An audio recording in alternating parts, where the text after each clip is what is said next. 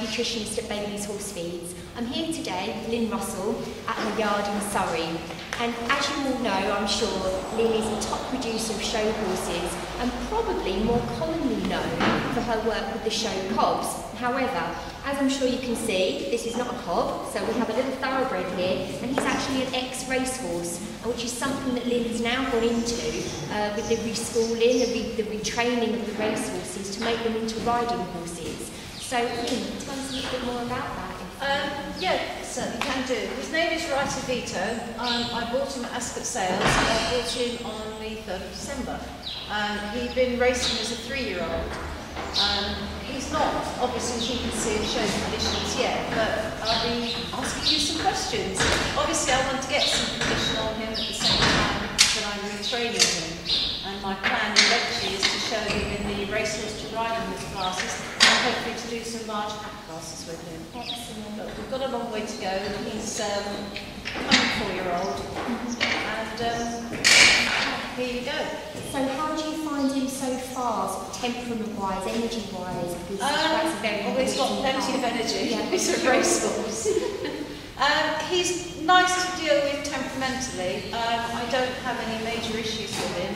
Obviously, from a schooling point of view, as you can see, he hasn't got any top line because he's never been asked to work on the bridle. He's always going with his head up and forward. So, from my point of view, I've got to build him up through here, across his spine and across his quarters, and obviously he needs to get a second thigh. So I know that's going to cover schooling, but feeding for me is going to be very important. Yeah, of course.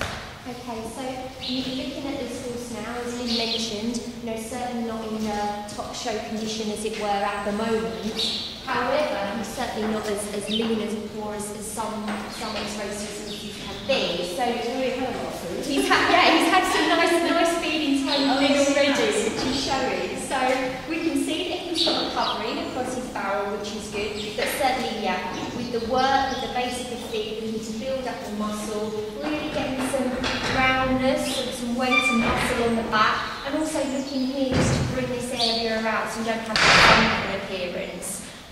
So I would be looking, obviously racehorses are used to high concentrate, high energy feeds, so I'd be looking here, obviously want to keep things as calm as possible, so to perhaps not completely move him onto a real high energy feed, but he would easily be able to take something like a pony cue or the conditioning cues, and perhaps looking at, say, like the outshine supplement, the oil supplement. He's getting the outshine, he's getting the conditioning cue.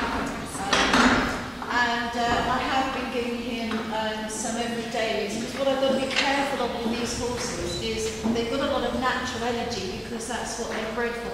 I want them to lose that natural energy to concentrate on working, so I have got to be quite careful when I give them. So really looking for energy that is controllable, usable, controllable. So, and a lot of, in that instance, we can mix, as Lynn said, mixing like a base fashion, a sort of standard mix or cue, and then top up with a more conditioning feed in addition. So certainly looking at him now, we can see that he's got a good base from which to work from, to which to carry on, and hopefully go forward to become a really successful riding horse. Yeah, it's quite a long time though. It's not easy. But hopefully we'll get him out competing. I would say probably July. I'll take him to a few shows to ride about just to see how he's going to behave when he's away from home. And I'll work from there. And obviously I'll probably have to change his speed as I find out what his energy levels are away from home. So there's work changes. If I'm stuck, I'll maybe come down and sort it out. Fantastic.